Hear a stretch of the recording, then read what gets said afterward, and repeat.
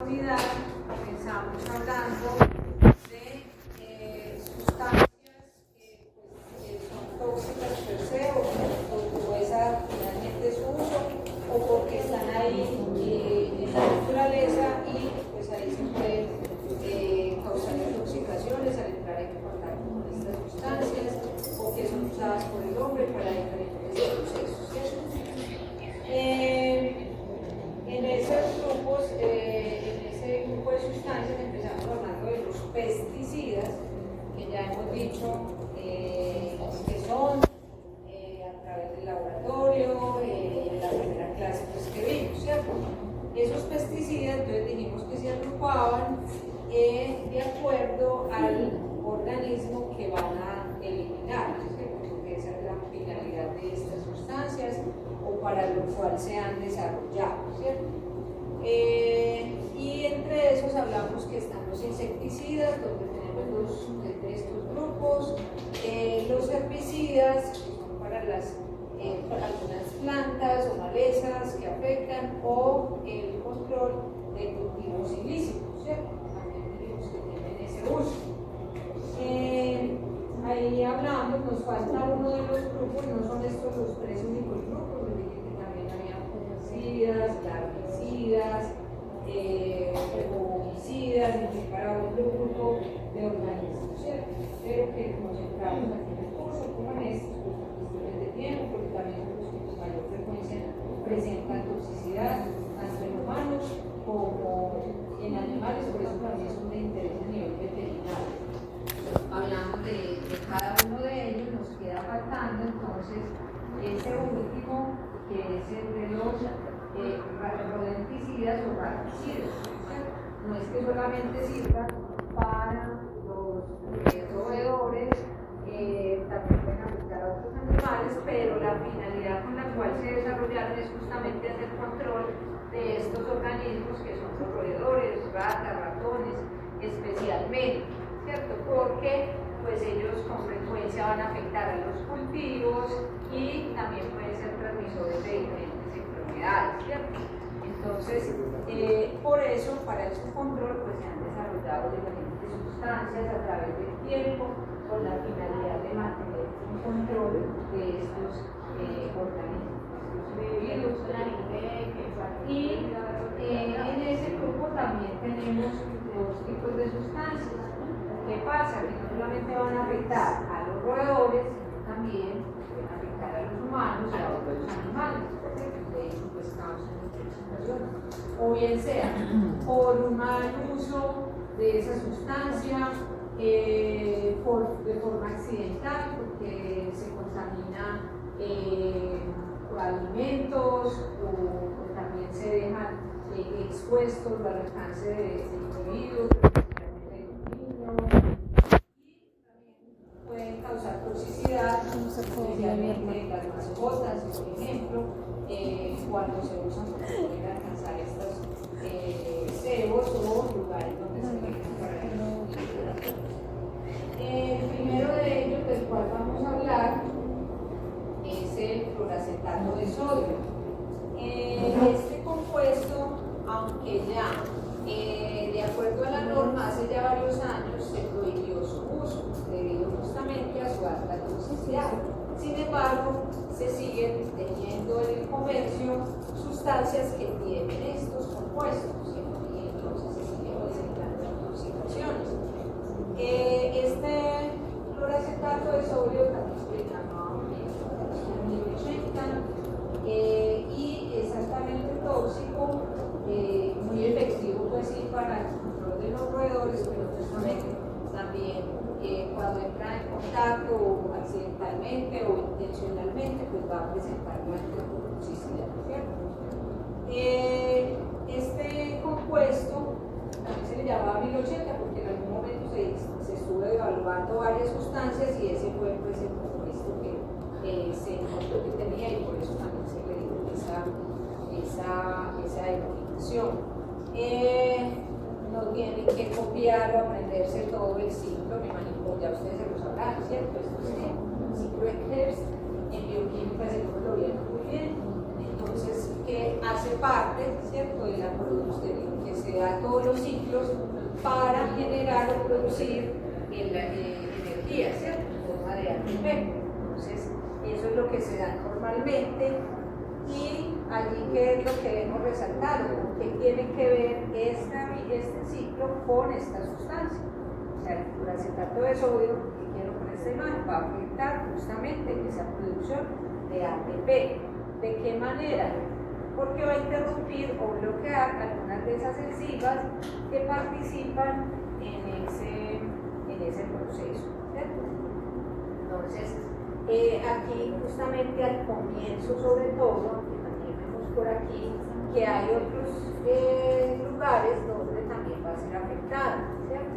Entonces, ese fluoracetato compite con esa acetilcoenzima A por la enzima citrato sintasa, y allí no se va a producir ese citrato, que seguiría el que forma normalmente, sino que se va a producir el fluorocitrato, ¿sí? Y ese fluorocitrato, cuando interactúa con la siguiente enzima, que es la conitasa hace parte del ciclo normal, ¿cierto? Entonces ahí se queda bloqueada la enzima, ¿sí? Entonces se interrumpe la producción de ATP, ¿cierto? Ese básicamente es el mecanismo de acción, donde va a interrumpir principalmente con esa conitasa, donde la va a bloquear, entonces va a interrumpir esa producción de ATP. Ya podemos deducir por qué exactamente tóxico, ¿sí? Si no hay energía, la célula no va a funcionar bien. Y obviamente, pues los tejidos más sensibles a esa deficiencia o que no haya una disponibilidad de esa energía va a ser a nivel del músculo cardíaco y a nivel del sistema nervioso. Entonces, por eso, en general, las manifestaciones o cómo se van a afectar tanto estos roedores como el humano u otros animales que entren en contacto con estas sustancias, porque justamente se va a presentar una falla cardíaca. Previamente pues se presentan otros síntomas a nivel gastrointestinal asociado también a esto, parálisis, ciertos movimientos involuntarios, convulsiones, pero finalmente el efecto es esto, el efecto a nivel cardíaco, un paro cardíaco, es lo que generaría asociado a esa interrupción de la producción de ATP. Es por eso el fluoracetato de sodio, entonces se puede también determinar en el laboratorio con cromatografías, y el tratamiento en estas intoxicaciones, habíamos hablado por allá cuando dijimos del etanol, que no solamente era una sustancia tóxica, sino que también en algunos casos se usaba como medicamento, ¿cierto? Intoxicación de otro alcohol, que es el metanol, y en este caso, también en la intoxicación por fluoracetato, se utiliza etanol, pero en este caso, el propósito es porque en el metabolismo del etanol, si lo recuerdan, al final terminaba justamente produciéndose el acetilcoenzima A, ¿cierto?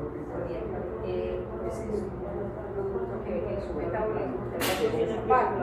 Entonces, por eso es que en este caso tiene ese uso para generar más acetilcoenzima A, y de esa manera competir con ese fluoracetato de sodio, ¿cierto? Entonces compite allí, y hay más posibilidad de que se produzca ATP, ¿cierto? A ver ahí, habrá uno que no, pero por otro lado se puede generar ese ATP al haber exceso de acetilcoenzima A. Entonces, esa es la guía por la cual, o más bien el propósito de usar etanol en esta intoxicación. Bueno, y el otro de los rodenticidas, y quizá los más usados en este momento, y ofreciendo otros, aunque la mayoría tienen relación con este mecanismo, ¿sí?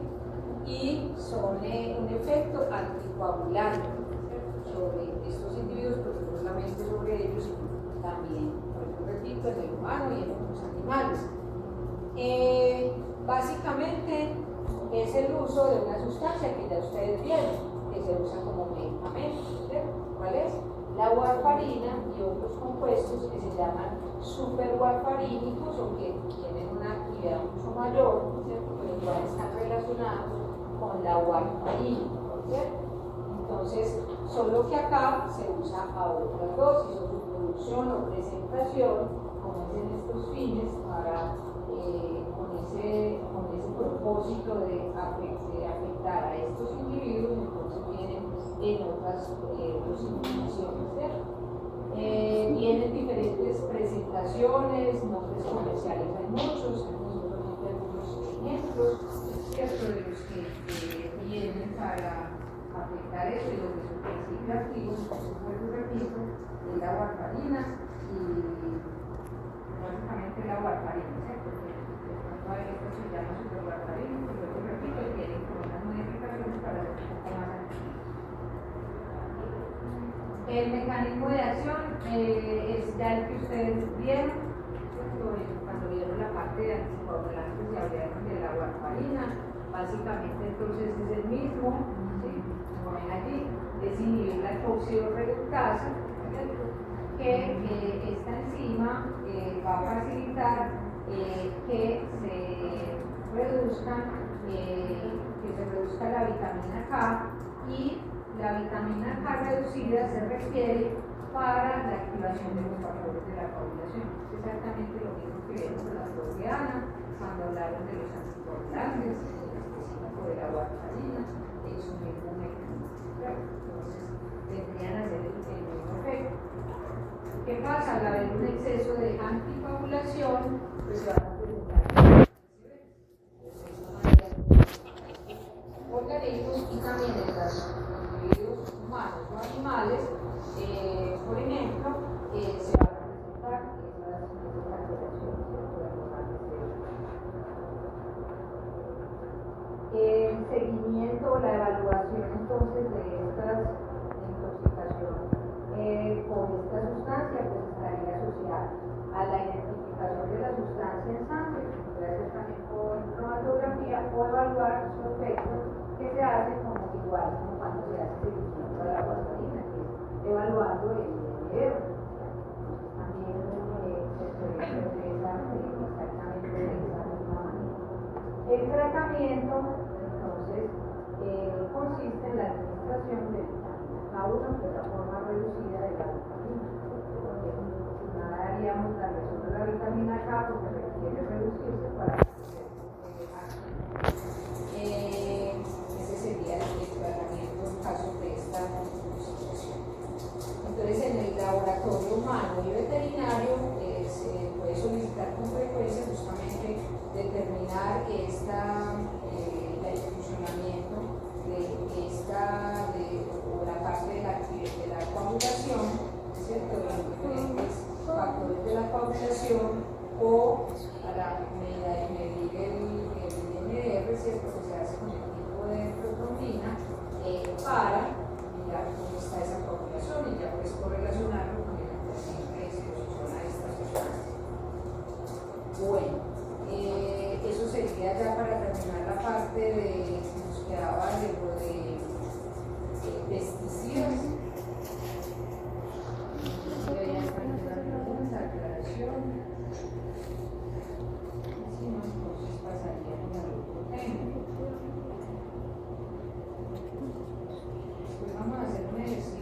Práctico, mañana, y ya terminemos todas estas sustancias. Bueno, entonces, no, ninguna en relación a las pesticidas, que como muchas frecuencias causan intoxicaciones, son la causa de todas las reportes accesibles de intoxicación. Vamos a ver otro grupo de sustancias que, aunque quizás las intoxicaciones se presentan en menor número, sobre todo en nuestro país, por ser también tropical, y no necesitamos tantos sistemas de calefacción como en otros lugares. Sin embargo, también se presentan algunos casos y tampoco son tan escasos, ¿cierto? Entonces, mencionaremos algo en relación a estas sustancias. Son los gases tóxicos. Varios. Nos vamos a centrar especialmente en este, ¿sí? Que es como el más frecuente relacionado a los gases tóxicos. El monóxido de carbono. El monóxido de carbono, quizás para todos es algo común, ¿cierto? Estamos rodeados o en nuestro ambiente está contaminado de monóxido de carbono por las diferentes actividades humanas, ¿cierto? El mismo uso de los vehículos, en nuestras casas podemos tener este producto si no funcionan muy bien nuestros electrodomésticos, ¿sí? Entonces, es una sustancia que con la cual fácilmente cualquiera podemos entrar en contacto, ¿cierto? Con ella. Y básicamente es cuando hay una acumulación de esa sustancia. Por eso mientras haya lugares ventilados, no se va a acumular esa sustancia. Porque se necesita, como haber tenido una gran cantidad de acumulación o de partículas de esta molécula para presentar toxicidad, ¿cierto? Podemos tener toxicidad crónica o toxicidad aguda, ya serían concentraciones mucho más elevadas. Entonces, porque aquí vemos, de acuerdo a lo que les mencionaba, de dónde se obtiene o se produce ese monóxido, básicamente es en la combustión, ¿cierto? Es combustión de cualquier sustancia, pero especialmente madera, residuos, y aquí veo las estufas, calentadores, lámparas. Entonces, les decía que en nuestro país, no, porque en los países que tienen estaciones, pues con frecuencia usan más los calentadores, y generalmente, pues, ¿qué hacemos cuando tenemos frío? Cerramos todo, ¿sí? Entonces, más posibilidad de que se acumulen esas sustancias, o chimeneas, por ejemplo. Entonces, ahí se pueden alcanzar niveles importantes que pueden afectar nuestra salud, ¿sí? Pero generalmente se da es cuando no hay una combustión completa, ¿cierto?, de esas sustancias. Y por eso es que en las casas siempre nos han enseñado también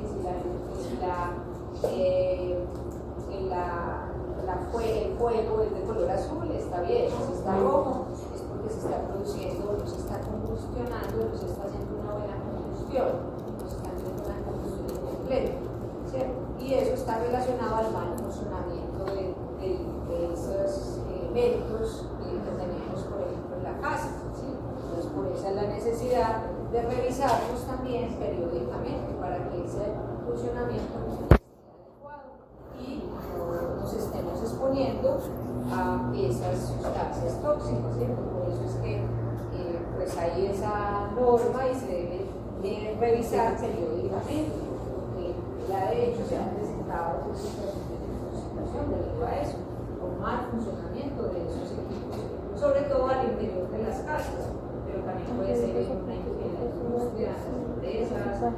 Obviamente, donde más nos podemos exponer a monóxido, pues es en serio, o ya intencional en el vehículo, en los carros, por ejemplo, en las famosas películas, en el carro, entonces esa era generalmente de tipo intencional, pero no intencional y accidentalmente se presentan sobre todo en las casas, en la industria, cuando se revisa pues, el funcionamiento de todos los equipos que funcionen justamente haciendo combustión.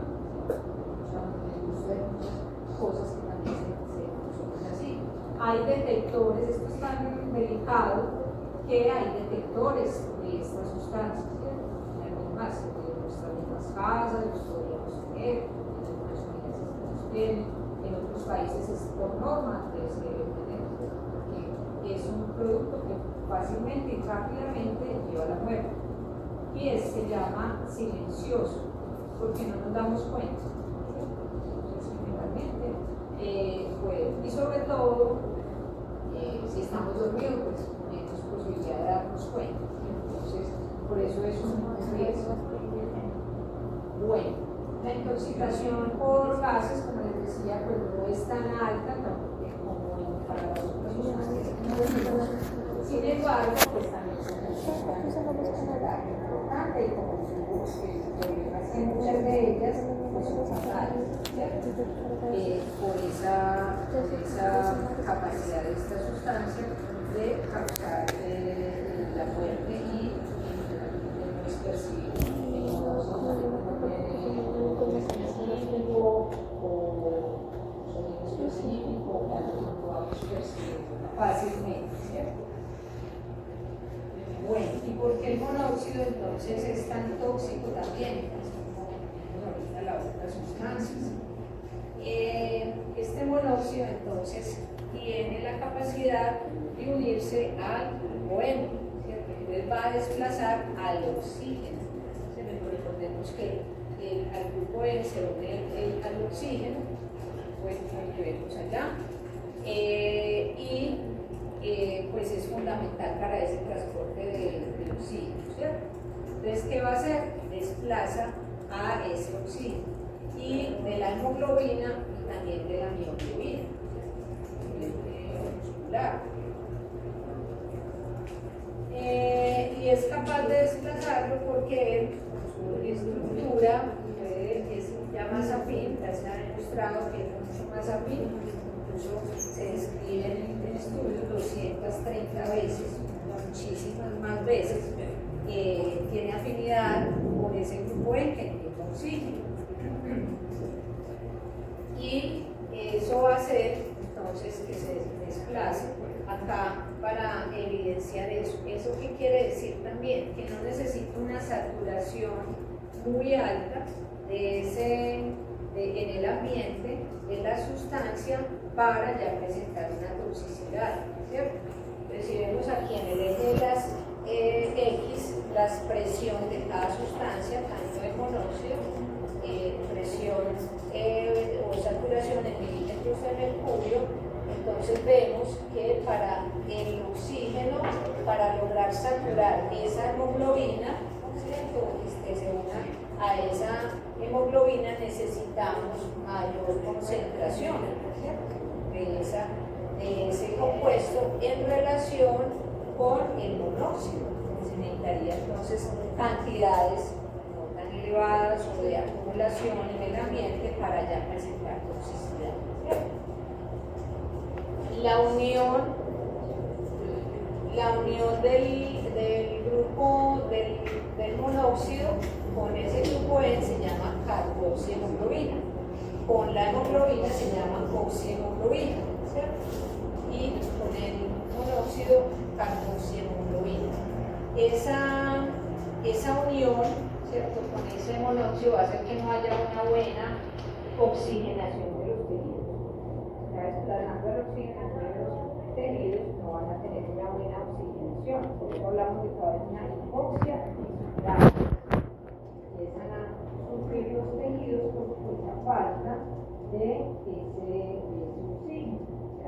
Se va a producir pues, una insuficiencia con una falla respiratoria por esa falta de oxígeno y muchos órganos que no van a funcionar bien. Entonces, como se produce esa carboxihemoglobina, esos niveles se pueden medir en el laboratorio también, ¿cierto? Entonces, medimos esa carboxihemoglobina. Hay varios métodos cualitativos y cuantitativos. Laboratorio, a veces se puede hacer esa práctica, entonces pueden medir también, hay métodos por cromatografía de gases, esto es un gas, entonces también hay métodos para medir por cromatografía de gases este compuesto. Y esos niveles, entonces además de decir si hay o no, pues todos de cierta manera tenemos ciertos niveles de monóxido en nuestro organismo. Y sobre todo, si estamos en una ciudad donde hay muchos autos, pues más probabilidad, o mucha industria, más probabilidad. Las personas fumadoras, o que convivimos con personas fumadoras, también tenemos más probabilidad de tener ciertos niveles de carboxihemoglobina en nuestro organismo, ¿cierto? Por eso, a partir de ciertos niveles es que ya se cataloga, ya superiores a 10-15%, de que hay una toxicidad, ¿cierto? Entre más alto, pues ya mayor toxicidad, una intoxicación ya aguda. Entonces, ya si se presenta de 20%, si el paciente no presenta una clínica que ya vamos a ver ahorita muy marcada, igual se consideraría que está expuesto a cantidades importantes de monóxido, ¿cierto? En los niños, como vemos allí, son mucho más susceptibles, para los niños están más riesgo, porque requerirían menor cantidad o menor exposición a la sustancia para alcanzar esos niveles. Entonces, incluso en ellos entonces se toma como valor más bajo, ¿cierto? Y también las embarazadas por el mismo efecto, empieza a haber unos sufrimientos fetales, se encuentran ya niveles elevados o superiores a este. Además de medir la carboxiemoglobina, también a nivel de laboratorio se puede evaluar si hay acidosis metabólica. Por esa falla respiratoria se compensa haciendo una acidosis metabólica. En este caso, el tratamiento para esta intoxicación es la administración de toxina. Lo primero es retirar a la persona de ese lugar, donde haya una buena aireación, pero ya en casos donde ya los niveles de esta carboxiemoglobina sería el tratamiento con oxígeno. Ahorita vuelvo a lo del tratamiento. Aquí para correlacionar, eso les decía ahorita que los niveles de carboxiemoglobina se miden en el laboratorio y se correlacionan también con esos síntomas, ¿cierto? Los principales síntomas son dolor de cabeza, náuseas, dolor de pecho, cansancio, debilidad, ¿cierto? Esa fatiga, o se llama disnea de esfuerzo, es como que me fatigo cuando voy a hacer alguna actividad, ¿cierto? Entonces esos pueden ser los primeros síntomas de exposición a monóxido. En algunos casos, aunque no todos siempre lo presentan, pueden presentarse ya migrañas, náuseas, y generalmente se puede afectar entonces ya la conciencia. Por eso el riesgo de cuando estoy expuesta a esa sustancia se puede perder rápidamente la conciencia, entonces se va a quedar el individuo exponiéndose más a esa sustancia. Se afecta pues obviamente la parte cardíaca, y pues casi siempre no hay necesidad, como ven acá, de llegar al 100% de saturación o de esa carboxiemoglobina para que se presente ya pues la muerte, ¿cierto? Entonces por eso es que es una sustancia que presenta un gran riesgo para la exploración. Bueno, entonces les decía que el tratamiento es el oxígeno hiperbárico, el oxígeno hiperbárico es oxígeno al 100%. Hay algunos tipos de cámaras donde justamente se usan para hacer esa administración de oxígeno. Bueno, eso en cuanto a este tipo de gases. Otra sustancia que también es de relevancia en nuestro medio es la intoxicación o exposición a otras sustancias como los metales pesados. ¿Sí? En nuestro organismo, esta imagen es para mostrar que en el organismo nosotros tenemos metales y varios son útiles para muchas funciones en nuestro organismo. Eso acabamos de ver ahí en la imagen cuando hablamos de Q, pues tiene hierro, necesita ese hierro para también unirse al oxígeno en ese caso, y hay muchos otros, ¿cierto? El zinc también, que hace parte de varias proteínas. Entonces hay muchos que cumplen las funciones en nuestro organismo, ¿cierto?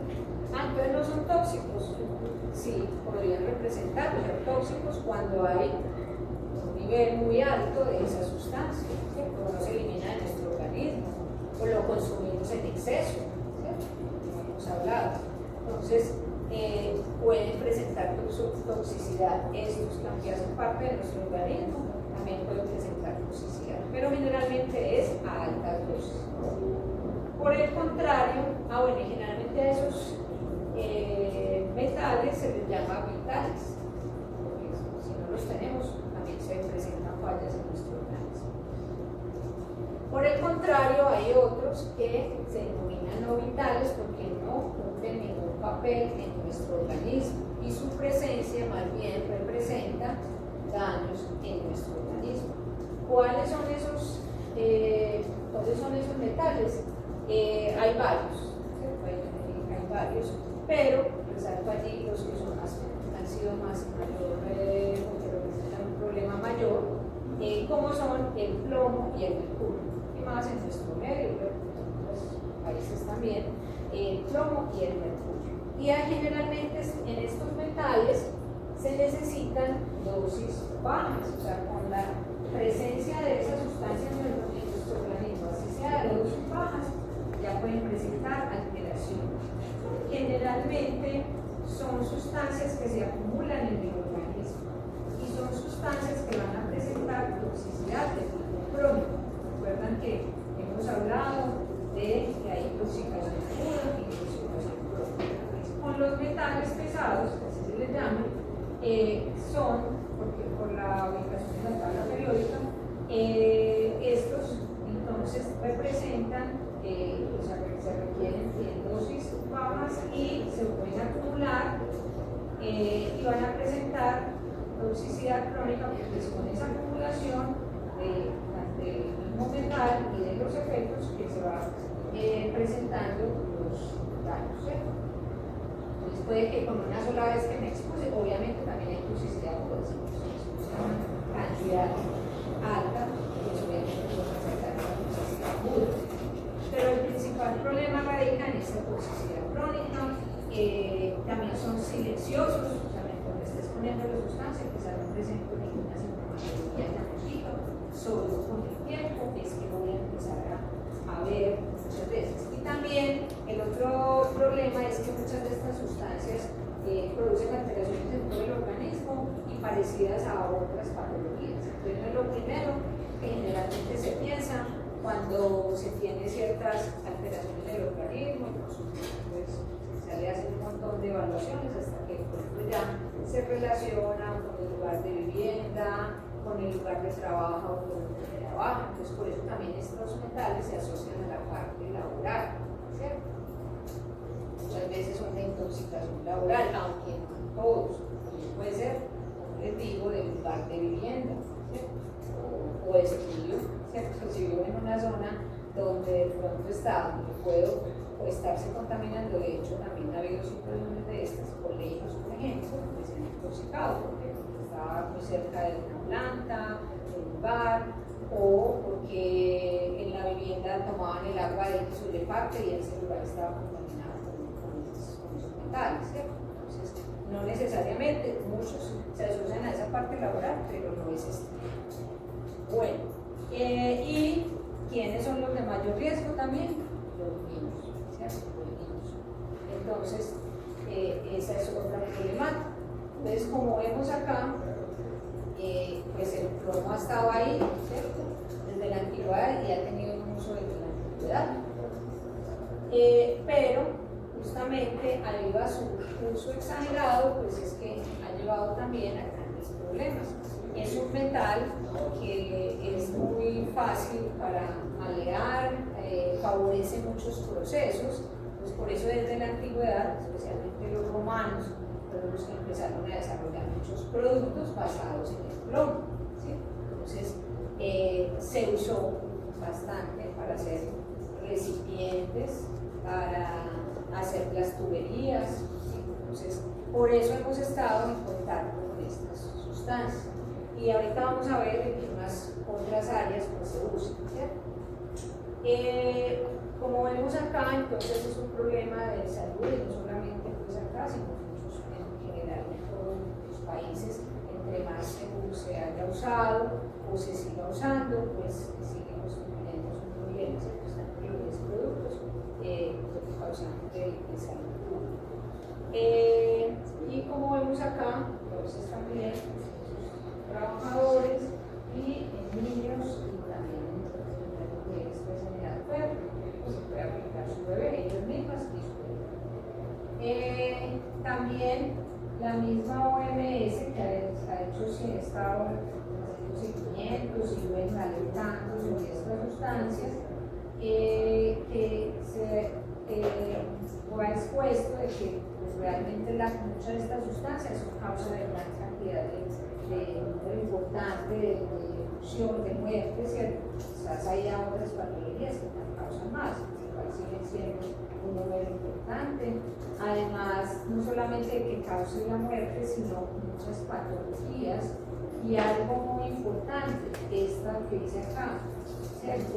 Insuficiencia del desarrollo intelectual.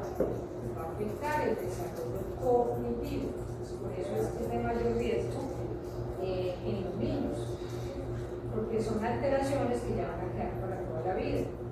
No es que, ya lo solucionamos, sino que eso a lo que se expuso puede ser consecuencia de que en su vida futura pues, no vaya a tener un buen desarrollo integral, académico, laboral, debido a esa exposición, a ese tóxico o a esta sustancia por más tiempo.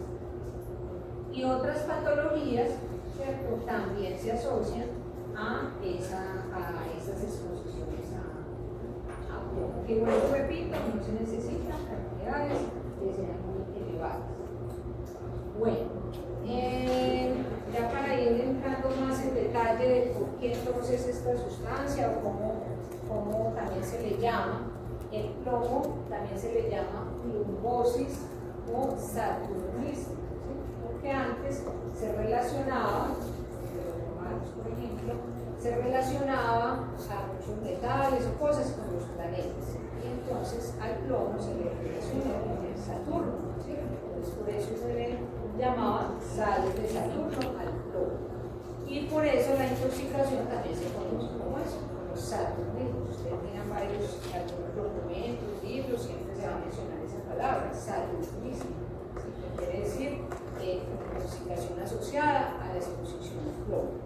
Entonces, como les mencionaba, como ha sido usado desde la antigüedad y para muchas cosas, muchas actividades, por eso también se ha descrito que personas del pasado, algunos bastante reconocidos, seguramente muchas de sus patologías o alteraciones, tanto mentales como físicas, estuvieron asociadas a esa exposición al plomo, porque muchas vasijas estaban hechas en este metal. Los instrumentos musicales, las pinturas, y hasta hace poco todavía muchas pinturas estaban hechas a base de plomo. ¿Por qué? Por esa misma propiedad que tenía el plomo de resaltar los colores, de moldear mejor, ¿cierto? Tiene muchas propiedades que en algún momento pues, fueron buenas, pero cuando se empezó a ver este perfecto, obviamente no era válido usarse, ¿cierto? Bueno, ahí vemos alrededor del porcentaje de las intoxicaciones, no son como en las otras muy alto, pero vemos las consecuencias que tienen, ¿cierto? Acá, para ver un poco, no tienen que pues, tampoco estarlas es como para ver un panorama ya les he ido mencionando mucho, ¿cierto? De dónde nos podemos contaminar con el plomo. Quizás una que no he mencionado, bueno, les dije que a través de los vehículos para el monóxido, los vehículos también son un riesgo para la contaminación con metales, ¿cierto? Y en algún momento fueron, sobre todo ya afortunadamente, pues ahí cambió la norma hace algunos años, y pues ya la gasolina no representa una fuente para intoxicación por plomo. Todavía creo que no se ha reemplazado de todo, pero se ha bajado mucho esa concentración. ¿cierto? Entonces, por eso las ciudades también pueden contar con ciertas cantidades de ese plomo. Entonces, también se ha mencionado pues, el hecho de estar cerca a una vía, o fin, pues podría también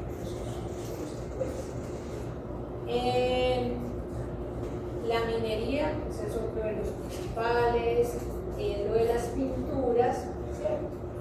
En las cerámicas, también en muchos productos, por eso ahora, si ustedes ven en alguna parte donde venden cerámicas, dice libre de plomo, o en las pinturas para el cabello también dice libre de plomo, porque muchos productos traían este compuesto, casi fueran pequeñas cantidades. Entonces, ya la norma pues, ha hecho que se retiren muchos de esos productos, pero a veces todavía, sobre todo los que se hacen a veces artesanal o que de pronto, sí, sobre todo no bajo la regulación, entonces siguen incluyendo estos productos. Por eso hay que ser cuidadosos también con muchos productos que consumamos, que usamos. En el agua, ¿cierto? Ya también en las viviendas, también en las que se tienen tuberías de hace más de 50 años, hay esa posibilidad de que todavía hayan tuberías, y esas tuberías antes eran de metal, y estas muchos tenían también lodo, entonces puede ser riesgo. Las pinturas de las casas también en el pasado tenían lodo. En los juguetes, ¿cierto? También venían con, y esa precisamente fue una fuente de contaminación de los niños, porque algunos juguetes en el pasado también contenían cloro. Ya pues, como vuelvo y repito, ha cambiado un poco, sin embargo, pues todavía pueden presentarse productos hace muchos años, incluso con una empresa famosa, ¿cierto? No voy a decir el nombre, fue justamente realizada porque se reducen las cantidades.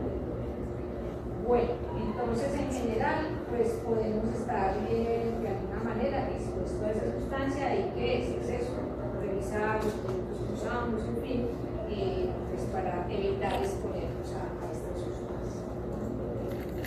Bueno, el plomo, ¿por dónde ingresa? Principalmente por vía oral, ¿cierto? Pero también por la vía aérea, después de cómo se presente este elemento.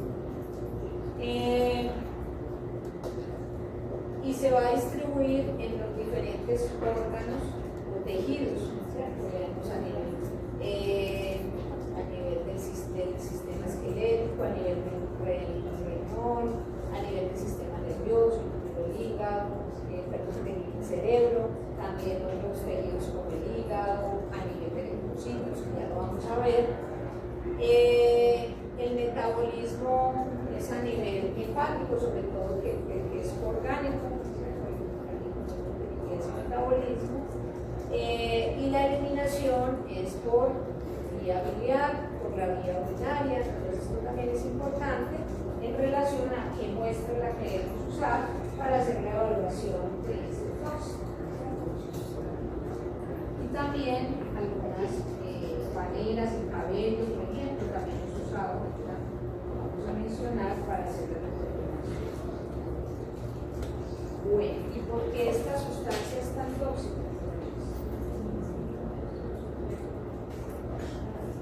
Bueno, esta sustancia es tóxica en esos diferentes órganos y tejidos porque se puede unir fácilmente a los grupos sulfhidrílicos, ¿cierto?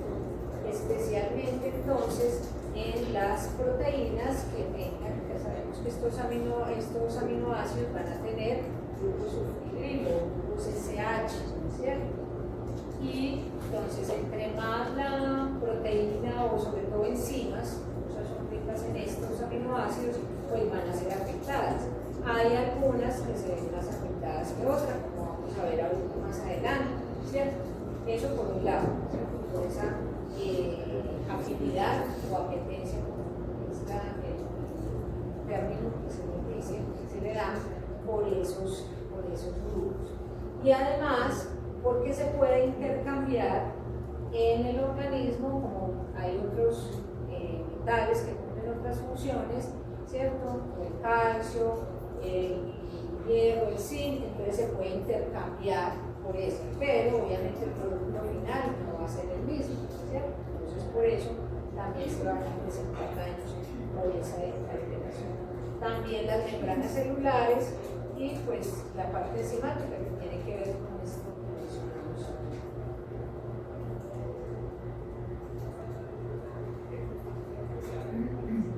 Bueno, entonces vamos a ir viendo un poco de por qué o cómo se van a afectar esos diferentes órganos y tejidos, ¿cierto? Y cómo lo puedo evidenciar también desde el laboratorio, qué puedo ver en el laboratorio relacionado con esto. Hay pruebas específicas, otras pruebas que no son específicas para esto, sino que ayudan al diagnóstico, son sumativas, ¿sí? Solita no da diagnóstico, pero hay otras que sí, ¿cierto? Bueno, entonces, a nivel del sistema gastrointestinal, ese plomo se puede ir eliminando, digamos, por la saliva, ¿cierto? Se puede eliminar también y se puede precipitar a nivel de la parte de la encía en la base de los dientes. Entonces allí se puede evidenciar como un precipitado de negruzco que hace relación con ese metal y de allí que se le denominó desde hace ya por quien lo definió el ribete de Burton, ¿cierto? Ribete es ese, un precipitado de color negruzco asociado a la base de los dientes. Obviamente esto habrá que diferenciarlo si está también es por higiene oral, ¿cierto? Se podría confundir si alguien no se hace higiene, no es necesariamente el que le vea ese ribete negruzco en la base de los dientes es porque está incursionado por plomo, ¿cierto? Pues ya habría que entrar a revisar. Y se le da la denominación de Burton por quien lo definió. Más adelante hablaremos de otro ribete, pero que es de otro metal, ¿cierto? Entonces Burton tiene que ver con el también se presenta a nivel de ese tracto gastrointestinal algunas manifestaciones de tipo cólico que son frecuentes alrededor del área periumbilical y pues como muy característico.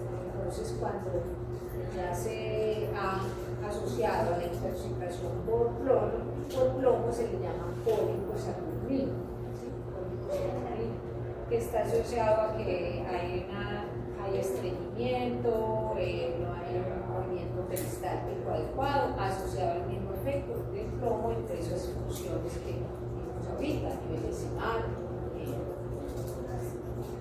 Bueno, ya a nivel hematopoyético, a nivel del sistema de la producción de los eritrocitos también se van a ver altamente afectados, ¿sí? Entonces, esto todos casi están viendo hematología, ¿cierto? Entonces esto debe ser seguro ya familiar para ustedes, sobre todo los que están, ya vieron hematología, ¿cierto? ¿Cómo es que se da la producción del grupo N? ¿Sí? Entonces, hay varios pasos, aquí también los muestro para resaltar cómo es que actúa el plomo, porque el plomo va a causar alteraciones en relación con el grupo N, ¿cierto? Entonces, en un primer paso, por acá, ¿cierto? Con estos dos compuestos, para producirse ese pirrol participa esta enzima, ¿sí? Delta ácido amino levonílico deshidrataza, o más fácil y cortico, ALA-D, ¿sí? Entonces, esa ALA-D es la que participa en ese proceso para empezar esa producción del grupo N, ¿cierto? El plomo justamente ya se ha evidenciado que afecta a esa enzima. Entonces se va a interrumpir la producción del plomo. Luego se dan otros procesos y por acá al final, para generar la protoporfirina, ¿cierto? Que es otro de los compuestos, que esa protoporfirina debe unirse con el hierro para formar como tal el grupo N, ¿cierto? En esa unión de la protoporfirina con el hierro participa la ferroquilatasa. La ferroquilatasa. Ahí también se ha visto que el hierro va a afectar esa enzima, entonces va a interferir en esa unión del hierro con la protoporfirina. Entonces ya vemos que en la producción del grupo N, el plomo afecta en 2 puntos. O sea que vamos a ver que ya la producción de hemoglobina se va a aumentar y tener la hemoglobina bajita, ¿cierto? Como una buena producción, pues va a tener sus consecuencias en el organismo. Además, esa protoporfirina y estos productos que van sobrando por aquí también se van a aumentar y pueden llevar a aumento de la coproporfirina, ¿cierto? También porque se aumenta por aquí otras enzimas. Pero bueno, principalmente esos 2 sitios. Y al inhibir esta enzima se ha observado que esta protoporfirina se une, que queda libre, al no unirse con el hierro, se une con el zinc. ¿Sí? Se une con el zinc. Entonces también es otro producto que se puede medir en una exposición o intoxicación por plomo. Entonces, en general, debido a estos efectos sobre esas enzimas, especialmente sobre la tasa, y pues estas otras que mencioné por acá, van a presentarse alteraciones en el hemograma, ¿cierto? El hemograma, la medición por sangre es un hemograma, ¿cierto? El extendido, con el nivel de hemoglobina, el número de linfocitos, ¿cierto?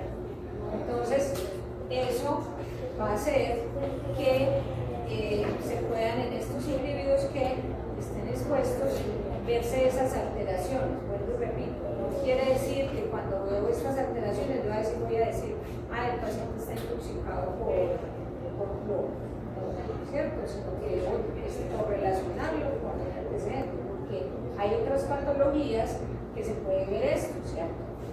Una intoxicación por plomo en una extendido de sangre periférica es característico ver cómo se ven los eritrocitos, similar a cómo se ve una anemia microcíclica hipocrómica. Entonces, en una anemia microcíclica hipocrómica, como voy a ver los eritrocitos pequeños e hipocrómicos, con bajo contenido de eso. Además, también, como hay esa demanda de eritrocitos, porque el organismo va teniendo un buen suministro de oxígeno, entonces se va a presentar que salga mucho más rápido esa médula y pueden salir con algún contenido de RNA en su interior, entre los eritrocitos, pero se puede ver algo de ese contenido que en el extendido lo llamamos como punteado azul. Entonces es muy característico en una intoxicación por plomo que se van a observar estos aspectos en el extendido de sangre periférica. Bueno, vamos a dejar ahí. Mañana continuamos.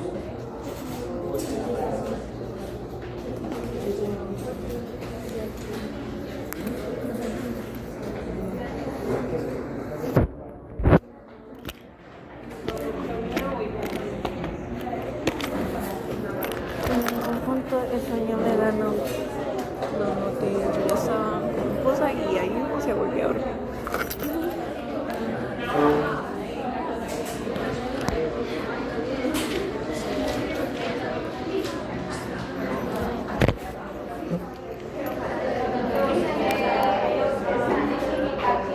Ya reclamaron los informes, después de pronto, como se hace ya muchos días, se colapsan, y si no, para recoger.